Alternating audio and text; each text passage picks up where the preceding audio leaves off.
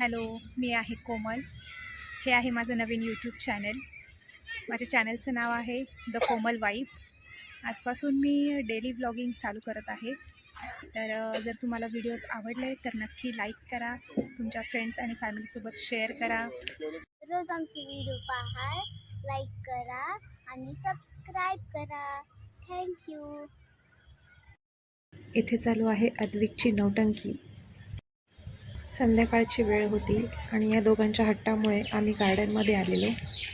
Badminton खेळायचं.